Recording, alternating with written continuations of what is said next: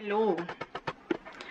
Hi Virgo, August 2025. Ito na po ang inyong reading. Kuha tayo ng ilang guidance, advice, messages na marahil kailangan yung marinig.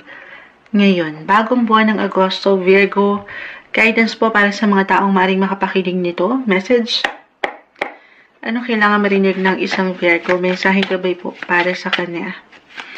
Anong parating? May umangat, gustong umangat, kunin natin, hindi natin pipigilan. Tayo po ay live na live sa ating Red Up. Wow, may pa Red Up.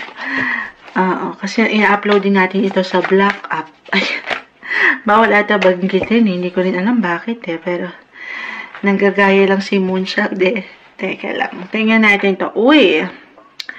The High Priestess, kumpul na sila, huwag kayong mag-alala. Before and after, sinashuffle natin ang mga bagay. The Hierophant, High Priestess, the Hierophants, the Temperance card, guys, the Justice card, Major Arcana bumabagsak. So, marahil August 2025, merong major events, ganap, kahit sa simpleng pakiramdam na aking nakikita rito, may pagka-low-key, tahimik lang, private, kalma.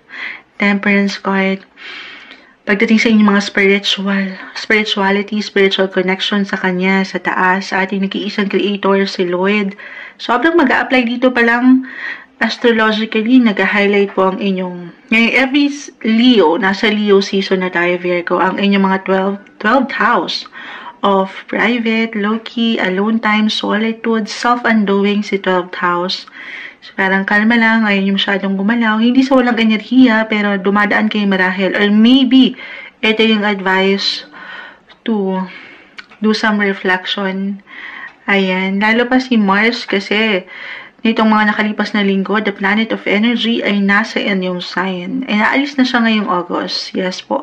So, medyo marahil nadama nyo yung pagka-energy, guys. Nagkaroon dyan yung enerhiya, push kong push, laban kong laban. And this time, maaaring higit kayong makaramdam ng kusa or ito yung paalala ng universe na kalmahan nyo.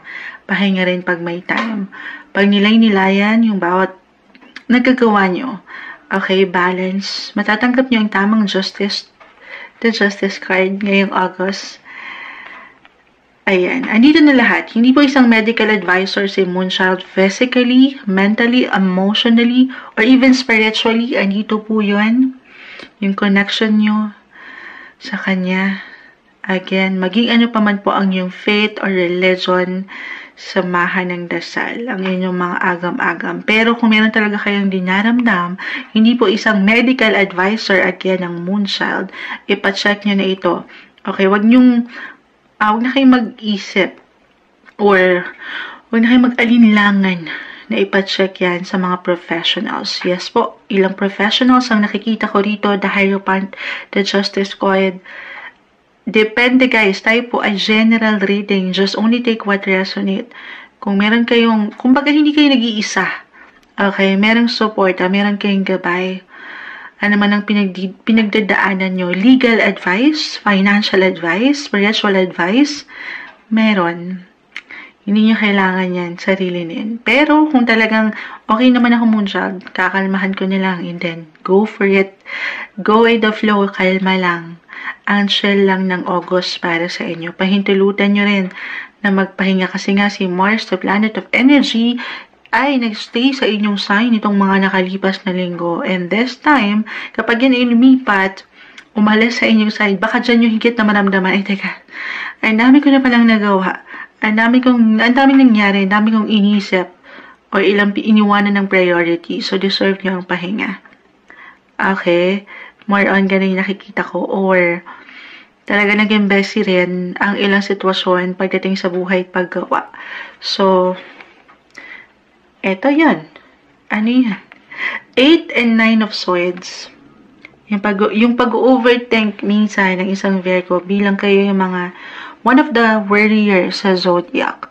So, kakalma na ngayon. Stay positive, stay optimistic sa mga pinagdadaanan nyo. Ayan, mga personal na agam-agam, samahan ng dasal.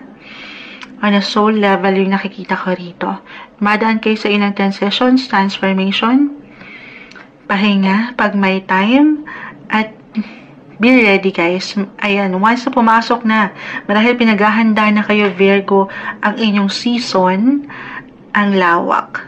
Ang daming bago. May bagong chapter, new beginnings, positive possibilities, new opportunities tayong nakikita. Kung ngayon feeling nyo moonshot, paano yung work or relationship? Sabi ko nga, marahil wala tayong ibang kalaban dito eh. Minsan kung paano tayo mag-isip.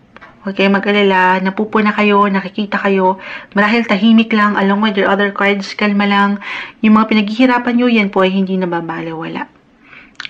Maaring merong someone, why not, na nakasilay na, nakafocus na kung paano nyo inaalayan as a Virgo ang inyong mga buhay paggawa. Yung service na inyong pinofocus. At yan, ito yun. Maaring papunta kayo doon or why not, August 2025, may advancement or even development, buhay karera o relasyon. Why not? Ito, napupunan na kayo ng mga VIP, your clients, someone higher ups. At dyan, matatanggap nyo yung tamang justice as long as alam nyo sa inyong mga sarili na nag-focus lang din kayo, ibinigay nyo ng wasto ang kakayanan nyo, inalayan nyo ng pagkabalanse ang mga sitwasyon. The Justice Card. Nasa inyo ang alas. Ngayon, o ito na ngayon, pinaghahanda kayo ng ilang sitwasyon. Be ready. Maring may ilang surprises or ganap na parating anytime soon. Pero kakalmahan nyo. Okay? Patience. More patience guys. Kung minsan parang mabagal pa rin ang mga bagay bilang si Mercury ngayon, your planet ruler is currently in retrograde phase. So isa rin kayo sa maring higit na maapektuhan yan.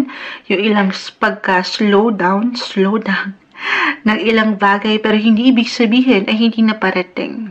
Okay? Merong dahilan itong ilang kabagalan na ito. Pagkatiwalaan nyo lamang ang proseso, ang inyong sarili at syempre pa sasamahan ng dasal. Na kanina ko pa na-mention kasi po umaangat dito yung koneksyon na meron kayo sa Kanya. Marahil sa sobrang dami ng iniisip nyo, at the end of the day, gaano man ka busy, iangat nyo lahat ito sa Kanya. Samahan ng dasal ang ilang pwede nyong kaharapin. Okay? Okay. Ano na? Ayun, maganda. Ang ganda. Puro maganda ang nakikita ni Moonchild. Yes po. Claim na natin ito. Be inspired. Kasi meron akong, parang kayo yung nakikita ngayon. Hindi nyo pa man yan ma-realize. Kasi tahimik lang ang mga bagay. Low-key, private. At minsan, baka hindi kayo komportable nga sa mga sitwasyon na may papuri. Yes po. Umaangat yung inyong mga public image. Nilulook up to kayo ng ilang tao sa inyong paligid. Hindi nyo pa man yan mapuna o maramdaman sa ngayon. Parating kayo doon. Okay? Gaano naman kabagal ang ilang sitwasyon? As long as nandito yung enerhiya, yung determination, yung curiosity, umaangat kayo. Ang inyong mga charisma, yung galing nyo. Huwag niyong pagdududahan ng inyong mga kakayanan ngayon. Pero take it easy, kalmahan, pahinga rin pag may time. Ito yung umaangat na guidance, advice, message na marahil kailangan yung marinig ngayong August 2025, Virgo.